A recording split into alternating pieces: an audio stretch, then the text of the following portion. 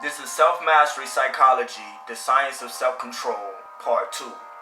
So yesterday, or the day before yesterday, I spoke about the three main elements of self-control. And you may ask, what is self-control? Self-control is one's conscious ability to control the direction of their thinking, emotions, and behavior expression. So, based upon what you think most consistently, whether it's negative or positive, will develop your emotional habits. So you can have positive emotional habits or negative emotional habits. Now, based upon a problem-based focus, a person consistently dwells on problems and activate negative emotional habits. So they're constantly living within this recycling loop of addiction of negative memories, because all negative thinking is us reliving negative past memories and anticipating a negative future outcome based upon negative past experiences. So the more and more you have a solution-based focus and you direct your focus towards solutions, then you relive positive past memories and you expect a positive future outcome. So today I'm going to speak about thought control, emotional control, and behavior control. But I'm going to take a similar but different approach than I took from the other day. First off, starting off is with thought control. So first, every person has their intentional thinking versus their unintentional thinking. Now, your intentional thinking is your conscious prefrontal cortex. That's your intentional thinking. Now, your unintentional thinking is your subconscious automatic thoughts. So, we can be a victim if we choose of our negative thinking, because our thinking is not negative. It's only our thinking about our thinking that is truly negative. But first and foremost, thoughts are neutral. And I'm going to make another video about thoughts being neutral. But it's all about your thoughts about your thoughts. And what you think doesn't matter. But what does matter is what you think about what you think. So it doesn't matter what took place the last 5 years, the last 2 days, the last 10 days. It's only about what you think about what took place. Because when you change your perspective, you change your reality. So, intentional thinking versus unintentional thinking. Now, since we're dealing with intentional thinking versus unintentional thinking, we're talking about either a strong thought focus or a weak thought focus. Now, your thought focus is you being able to direct your thought focus towards one particular aim without allowing any distractions or unimportant conversations or details to take you away from your focus at hand. Now, your unintentional thinking is a weak thought focus. That's the lack of a strong thought focus. That's when your thoughts are basically just wandering. They're just recycling. They're just playing against your will. So whenever you have thoughts that surface that's negative, because negative thinking is recycling negative past memories. And thoughts are memories, so we can relive negative past memories or positive past memories. Now, without intentional thinking, a situation take place and that situation can automatically activate a negative thinking habit. And we can start to listen to that thinking and start to believe that thinking. And our thoughts produces chemistry and release chemistry into the blood. And when you think negative thoughts, it release bad chemistry. It releases bad chemistry into the blood. And that's what you call negative emotions. Negative emotions is chemistry. That chemistry is coming from the brain. So the brain, it releases negative chemistry into the body, and the body produces negative emotions as a result of what you think. So Dr. Joe Dispenza, he speaks about your thoughts being a language of the brain and your emotions being a language of the body. But your emotions is a reflection of your thinking. Your thinking is a reflection of your subconscious belief, which develops your self-image and your mental perception of self. And the way you perceive yourself will determine how you feel most consistently. So a person with a positive emotional habit or positive emotional addiction, they feel extremely positive. They have a solution-based mindset and a positive mental perception of themselves.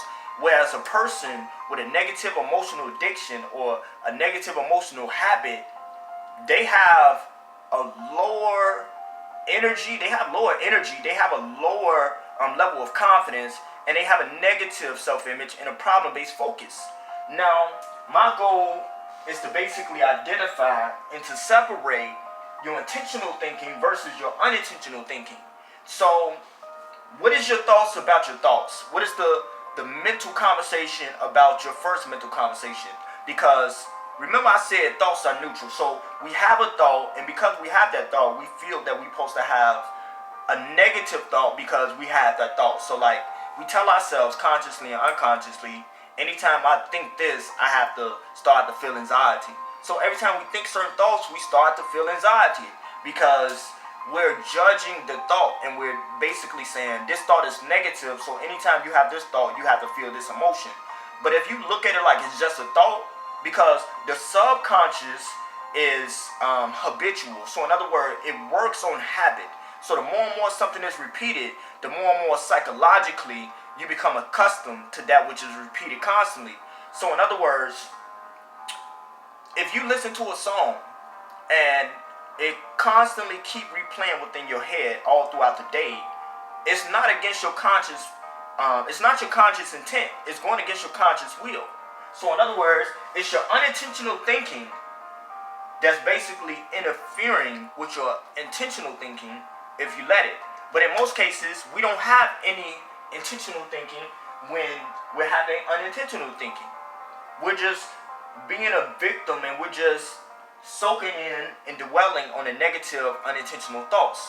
So the unintentional thoughts is the negativity that's just playing by itself. So you must utilize your intentional thinking to redirect and override your unintentional thinking so that you can basically shift your focus from problems to solutions, negativity to positivity, other people to yourself. So when you focus less on others and more on yourself, then you become powerful and they become powerless. But the moment you focus more on them and less on yourself, then they become powerful and you become powerless. So the key is within mastering the art of self-focus.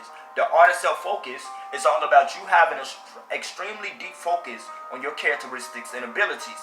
So never highlight someone else's characteristics over your characteristics.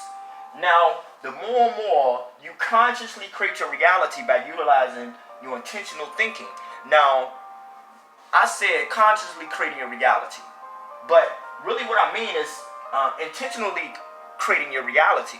So you must intentionally create your reality in the present moment versus unintentionally reliving negative past moments or memories.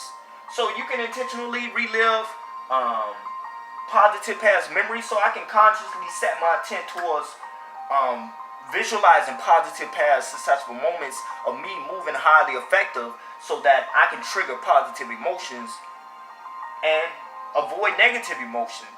So you can use your intentional thinking to focus towards positive future outcomes or positive past memories in order to generate positive emotions. So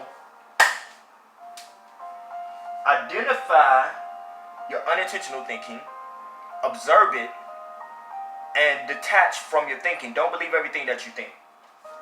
Now, next, I'm going to basically switch on to emotional control, because once you learn the nature of your thinking and the nature of thoughts, then you learn how to basically separate and detach from certain thoughts that's just thoughts. It doesn't mean that it's reality, or if you think a certain thought that it's you, because every person is born with confidence. Self-doubt, negative thinking, that's something we adopt from our outside environment. So if somebody always told you you was ugly, you ugly, you ugly, then naturally that's going to be something that's replaying within our mind. Now, you can believe everything that replays within your subconscious or within your mind unintentionally, or you could have an intentional conversation about your unintentional thinking.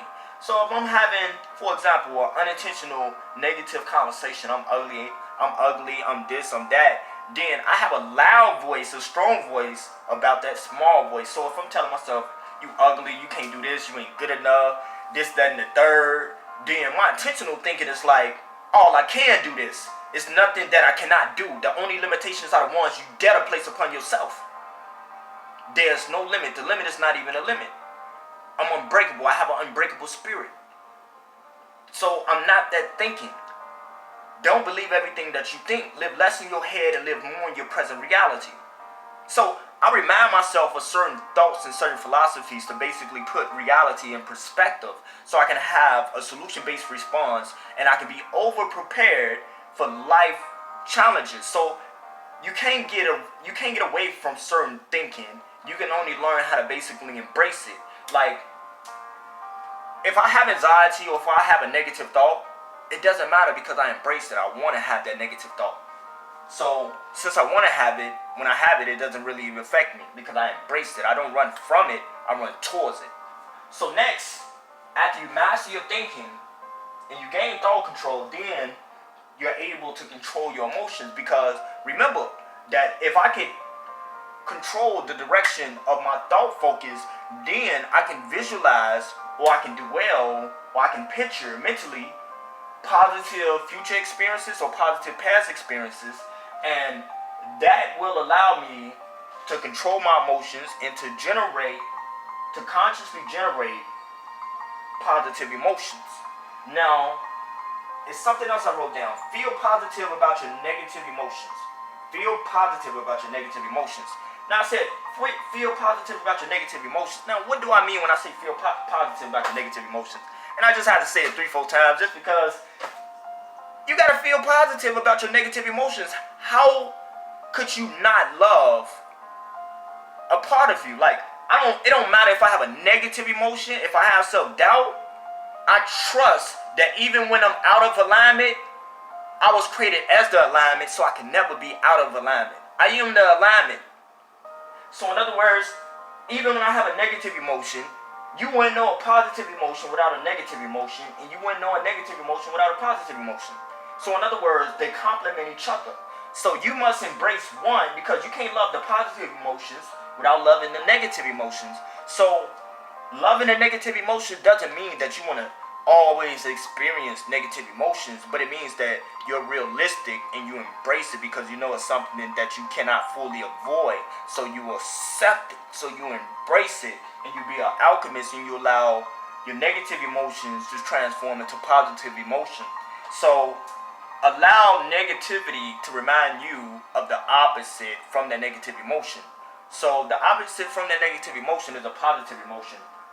So when you feel positive about your negative emotions, you basically embrace how you feeling. So you surrender to what is, you let go of what isn't. So it's all about not running from how you feel, but running towards how you feel, and always questioning why you feel the way in which you feel. And then being able to backtrack what took place, the trigger, or what is the root cause behind this negative emotion being activated, what took place. And then once you identify the shift in your thought process, and then you can basically redirect your thinking